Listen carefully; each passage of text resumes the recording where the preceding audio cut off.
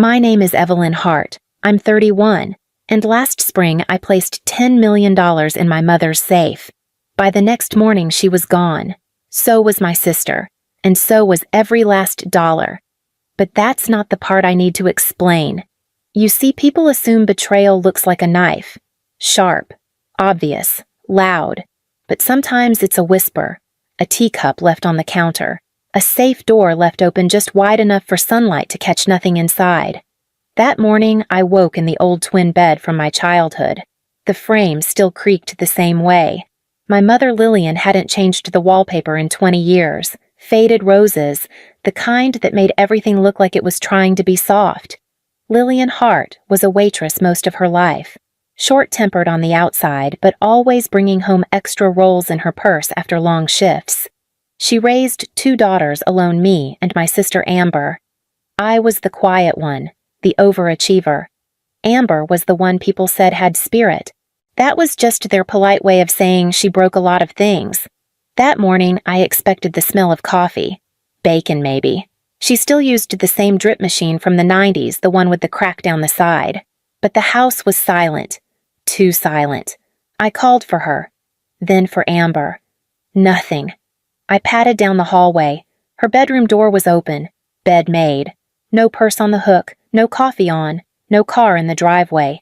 I knew something was wrong before I opened the office door. The bookcase was already slid slightly off its track. Behind it was the wall safe I had installed 3 years ago.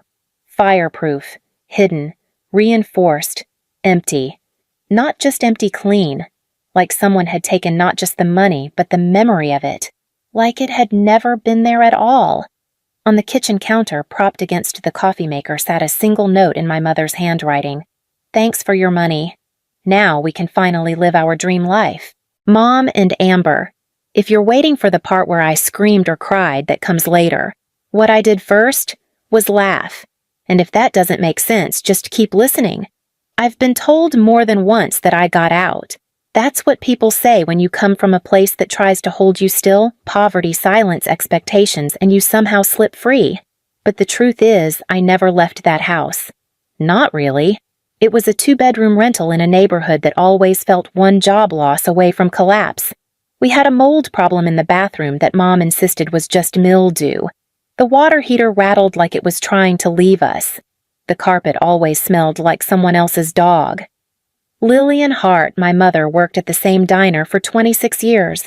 She wore white orthopedic shoes and came home with grease in her hair and change in her apron. She never complained except when she did it to protect us. She used to say, "You girls are going to do better than me. You have to." We lived paycheck to paycheck, but somehow there was always enough for one birthday gift each, a homemade cake with canned frosting and second-hand Christmas lights that blinked out by New Year's. It wasn't joy. But it was love. Or maybe it was duty, and I just called it love because that's what I needed it to be. I was the planner, the saver, the girl who did her own homework, and her sisters too. Amber, 5 years younger, was the wild one. Loud, magnetic, impulsive. She got into things she couldn't finish, and I'd step in to fix them.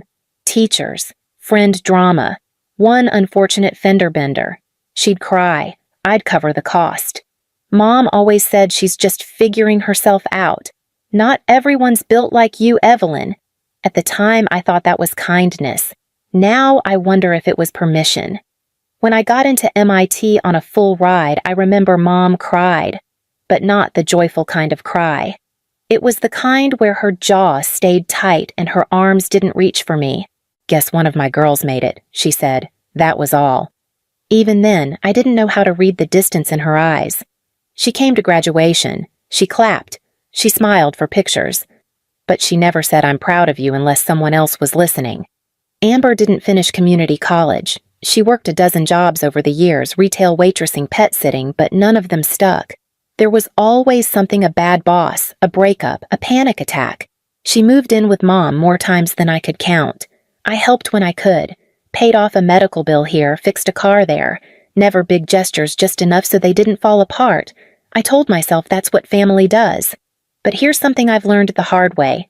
The more you rescue people, the more they forget you have limits. And if you rescue them long enough, they stop saying thank you. They just start waiting for the next time. Still, I kept giving, because I thought that meant I was good, because I believed it kept us close, because deep down I was afraid that if I stopped, they'd leave. And maybe they would have, but not in the way they did. I built my company alone. No co-founder, no venture capital, no safety net. Just me, a used laptop, and a rented room over a bakery that smelled like sugar and burned hope. I named it CipherSite, an encryption startup built for banks and digital identity protection. The first year nearly broke me. The second gave me traction. By the third, I had contracts I couldn't believe I signed, and by the fourth, I had an offer to sell. $20 million. I remember standing in the boardroom, papers in front of me, thinking I want to call my mother. And I did. She answered on the second ring. "Evelyn, Mom, I said we did it. I meant me, but I said we." She cried. Or maybe she pretended to. I couldn't see her face. Amber squealed in the background. "Does this mean I can finally open that boutique I told you about?" That was the first time I felt the shift. They weren't happy for me. They were happy about what I could now do for them, but I still wanted to share it. I sent my mother a letter, not just money. A letter that said, "You don't have to work again. The house is yours. The debt's gone." I even added, "If Amber needs help, she can talk to me directly." She never replied to the letter, just texted "appreciate it." At least one of my girls made it. I brushed it off. That's what we do right. We tell ourselves family just has a hard time expressing gratitude, but the resentment wasn't subtle anymore. Whenever I'd mention a win, an interview, a keynote, even the house I wanted to buy my mother would sigh and say, "Must be nice." Amber would joke I should have paid more attention in school. Then maybe I'd have a mansion too. None of it was cruel. But it chipped at me, like standing in a room where everyone's smiling but no one's looking you in the eye. Then came the house. I had found it modern steel and glass perched above the bay like something out of a dream. $28 million. I planned to offer $10 million in cash. The seller was looking for fast, clean certainty. I didn't want delays. I didn't want to lose it. And I didn't want the money sitting in a bank vault where no one could access it before closing. That's when I thought of the safe. 3 years earlier, I had paid to install a secure vault in Mom's house hidden behind a bookshelf. It was meant for her collection of porcelain figurines. At the time, I thought it was quirky. Now I wonder if she already knew what it could be used for. When I told Caleb, my fiancé, about my plan to place the money there overnight, he stared at me for a long time. "You trust them that much?" he asked. I didn't answer, because saying yes would have been a lie, and saying no would have meant admitting something I wasn't ready to face. Sometimes we don't ignore the warning signs. We just relabel them as love. The day I withdrew the money, it rained. Not a storm, just that slow, steady kind that makes everything feel heavier than it should. I remember gripping the steering wheel tighter as I left the bank, not from fear, but from the weight of what I was carrying, not the cash. The decision. Caleb had begged me not to do it. "This is insane," he said the night before, pushing his half-finished dinner aside. "You're walking out of a bank with $10 million in cash like you're in a movie. What if something goes wrong?" I smiled, trying to settle his nerves. "I hired a private security team," I told him. 2 of Kyle's best guys, ex-military. They'll follow me from the bank to Mom's.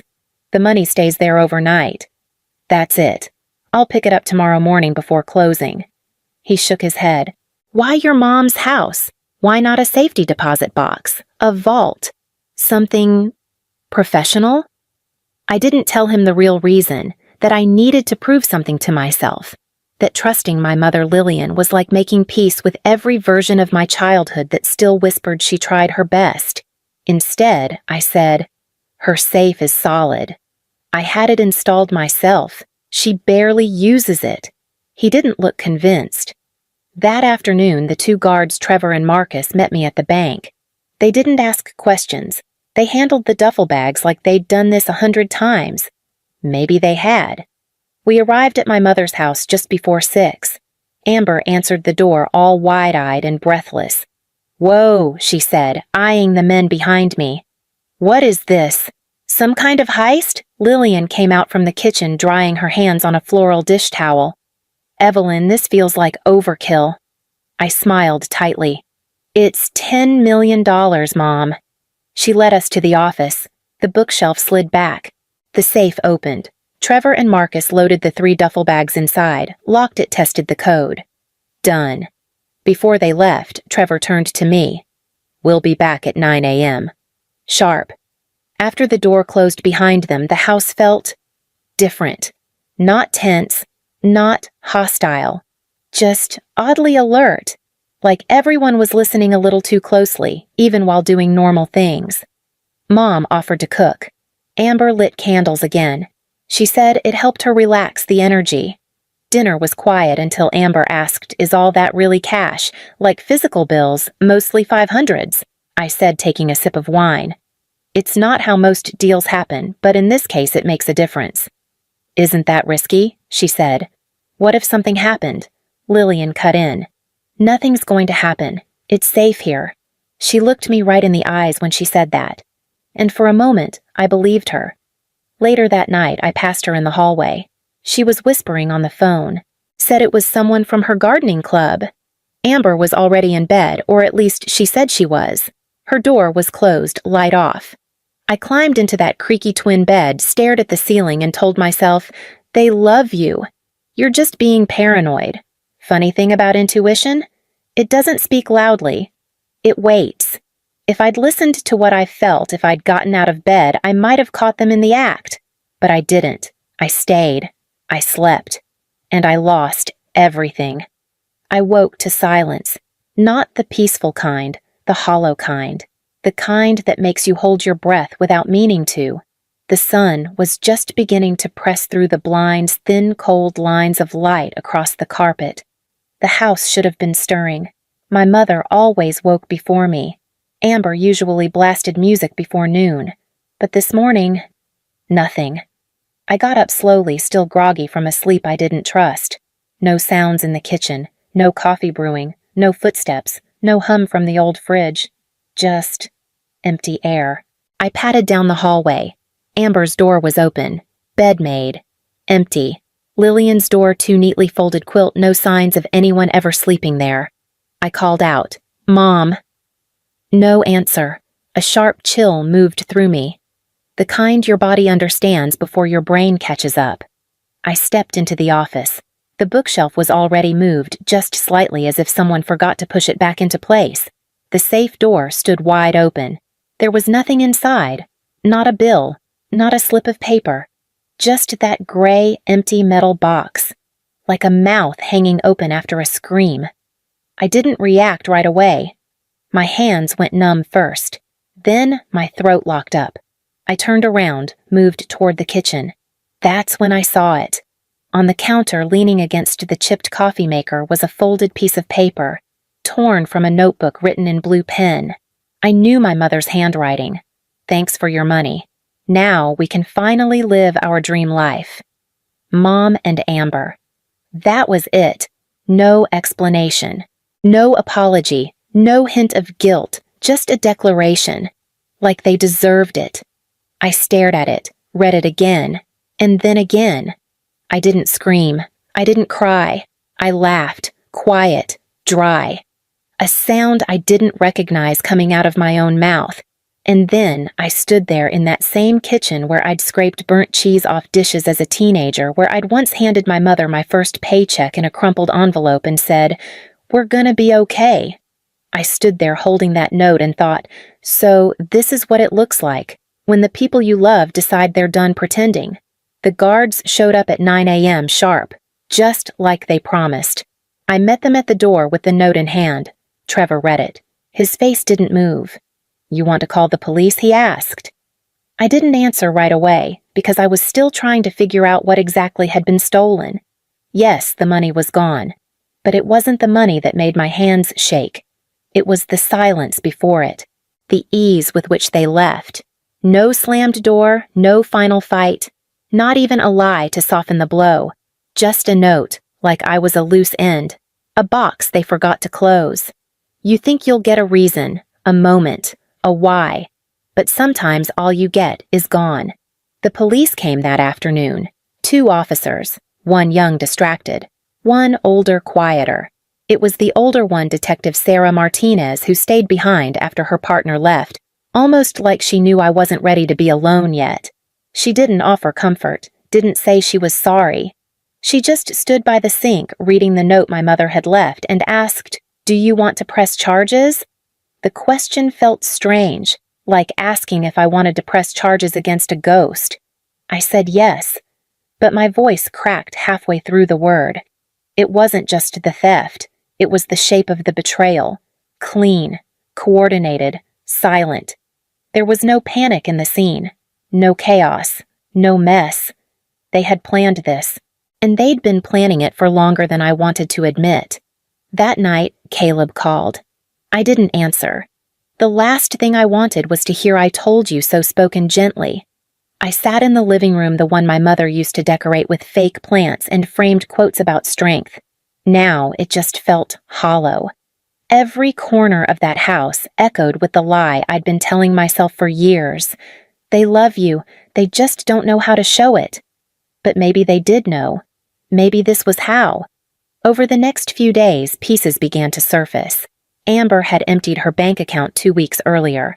My mom had sold a necklace I gave her 5 Christmases ago, quietly through a pawn shop 3 towns over. The car, leased under a fake name. The tickets first class, Milan. One way. Detective Martinez found it all piece by piece. She never said much, but one night she asked, "Do you think they hated you, or just hated who they weren't?" I didn't answer. Because I didn't know. Still don't. The sale of the house fell through. The buyer pulled out once news broke online. The story hit the blogs, tech founder robbed by family. They got the details wrong, of course. Said I gave the money. Said it was a loan. Said I was naive. But the worst part wasn't the headlines. It was the silence that followed. Lillian and Amber didn't call. Not even to lie. Not even to explain. They vanished like people who'd already said goodbye, just not to my face. I tried going back to work. Couldn't. Every line of code felt pointless, every task heavy, like I was moving through someone else's life. I started therapy 2 weeks later. I didn't go because I was angry. I went because I didn't know how to grieve people who were still alive. The therapist asked me what I'd lost. I said, $10 million. She waited. Then I said, my mom. Then quieter, my version of her. Because that's what they took. Not just the money. They took my story. The one where I had a mother who deep down was trying her best. The one where my sister would one day figure things out and thank me. And now I wasn't just broke. I was the only one left believing any of it had been real. I thought that was rock bottom. But the part that came next, what I discovered late one night, changed everything again. It was nearly midnight when the knock came. I'd stopped answering the door by then. Stopped answering a lot of things, calls, emails, even my own name some days. But that night, something told me to open it. It was Trevor, the security guy from the bank drop-off, ex-military. Always looked like he was scanning the room even when he blinked. He didn't say hello. Just stepped inside, shut the door quietly, and said, "We need to talk about the money." I stared at him. "What about it?" He looked at me like I'd just asked what day it was. "You don't remember signing the override, the what?" He reached into his folder, pulled out a copy of a form signed in my handwriting dated 2 days before the transfer, requesting a high-risk, high-value countermeasure swapping real currency with high-fidelity replicas for temporary storage, triggered automatically if a risk threshold was flagged. Apparently I had authorized it. I blinked. That can't be right. I would have remembered that. "You didn't want to remember it," Trevor said. "Not unkind, just true. Clients like you, the ones who've been through things before, who trust people because they have to, they build these fallback systems, then forget they exist until they need them." I sat down slowly. "You're telling me?" I said the words catching. "The money they took was fake," he finished. "Professionally printed, dummy bills, enough to pass quick inspection, not enough to spend." I didn't speak for a while, didn't smile, didn't cry, just sat there staring past the wall into a memory I didn't know I had me, signing the form in the bank's private office, hands shaking, the advisor gently saying, Just in case you ever get that feeling like maybe you're being watched too closely. Me nodding, saying, "Fine, but I hope I never have to use it." Turns out I didn't use it. My fear did. Trevor slid over one last document. "The real money's still with us, secured, waiting for your next move." I looked down at the form again. My name, my signature. I'd protected myself without realizing it, and somehow that felt more painful than the loss, because it meant I had known. Not consciously, not clearly, but deep down, something in me had stopped trusting them long before they ever left. Something in me had been trying to survive what my heart still wanted to call family. Trevor stood. "They've tried to use the bills. Italy mostly. They're on camera. We can track them." I nodded slowly. He paused before he left. Most people break when they realize they were wrong. The smart ones break when they realize they were right and just didn't want to be. After he left, I sat in the dark. No lights, no music, no voice to explain what had just happened. Just me. And the terrible comfort of knowing they hadn't stolen $10 million. They had stolen what I wanted to believe about them, and I had let them. I thought that was the ending, but I hadn't faced them yet, and when I did, they weren't ready. The restaurant sat on a quiet corner in Milan. Warm light spilled onto the sidewalk. Glass windows, white linen, the kind of place where waiters speak softly and time moves slower. They were already there. Lillian Hart, my mother, sat facing the street. Her gray hair freshly colored curled, a silk scarf knotted just so. Amber beside her laughing too loudly at something on her phone. There were shopping bags at their feet, expensive ones. They looked like two women who had won something. I stood across the street for a while, watching. I expected anger to rise in me, or panic, or grief. But what I felt was simpler than that, a kind of stillness. The same feeling you get when you finally stop waiting for someone to come home. I walked in without hesitation. The maitre d' glanced at me unsure. I nodded. "Table for 3. They're expecting me." He didn't question it. I walked slowly to the table. Neither of them looked up right away. Not until I said, "You left the note on the wrong side of the coffee maker." Amber froze mid-laugh. Lillian blinked twice. Her fingers tightened around her wine glass. I sat down across from them, gently placed a black envelope on the table. Inside was one of the fake bills. High fidelity, flawless on camera, worthless in the world. Lillian opened it, stared at it, didn't say a word. Amber broke first. "What is this, some kind of threat?" "No," I said calmly. "Just a receipt. For the story you tried to steal." Lillian's voice was cold. "You followed us." "No," I said. "You tracked yourselves. Every bill had a chip. You made it easy." A pause. A deep, almost reverent silence. Then I added, "The real money was never in that safe. And you were never really that good at hiding." Amber's mouth moved, but no sound came. Lillian leaned back unreadable. "You going to call the police?" she asked. "Already did," I said. "They just needed location confirmation." Out the window I saw them, 2 plainclothes officers walking slowly toward the door. Lillian closed her eyes for a moment. Not in prayer, in calculation. Amber whispered, "You tricked us." I shook my head. "No. I just didn't stop protecting myself. Not this time." They didn't resist, didn't shout, just sat there as the officers walked in and said both their names. The moment they stood up, I did too. I didn't say goodbye, didn't explain, didn't offer forgiveness. As I turned to leave, Lillian reached out, touched my wrist lightly. "Why did you even come?" I looked at her steady. "Because I needed you to see my face. When you realized you lost something that was real." And then I walked out, into the Milan air, into a world that didn't know me as a daughter anymore. And for the first time in years, that felt like freedom. The money stayed, but something deeper left me that night, and I wouldn't know what it was until I got home. The house was quieter than I remembered, not just silent still, like even the air had stopped moving. I'd left it untouched since the night I flew to Milan.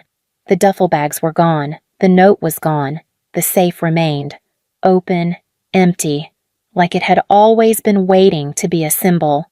I didn't move back in. I didn't sell it either. I just left it. Let it sit there like a question I no longer needed answered. The money stayed safe, transferred, protected. But something had shifted in me. I bought a small home on the Oregon coast, nothing flashy. 2 bedrooms, wood floors that creaked like memory, a porch that caught the morning sun, a fireplace that didn't need to be fancy to feel warm. I didn't go back to running the company. I handed it over quietly to someone I trusted. Not because I gave up, but because I finally understood that building something didn't mean I had to carry it forever. For the first time in years, I stopped checking my phone every hour, stopped answering questions I didn't owe anyone. I planted herbs in the windowsill. I burned old photos. I kept one. It was a picture of me at age 12, standing in front of a school science fair project with a lopsided smile and scraped knees. No one else in the frame. Just me. I hung it above my desk, not because it was joyful, but because it was honest. I thought closure would feel like a locked door, but it didn't. It felt like walking out the front door without needing to explain why. The last thing I kept was the envelope from Milan, the fake bill inside. Not as a trophy, just as a reminder of how far someone might go if you let them believe you'll never leave, of how easy it is to confuse loyalty with silence. Some days I still wonder what they're telling themselves. If they say I ruined them, if they believe I planned it all from the start, if they miss me. But the truth is, it doesn't matter. I don't need their version anymore. And if anyone ever asks me what I lost, I'll say this: I lost the story I was raised to believe. And in its place, I found something quieter, but real. I didn't come back to be loved. I came back so they couldn't lie about me again. If someone once rewrote your story without asking, just leave a single period. I'll know.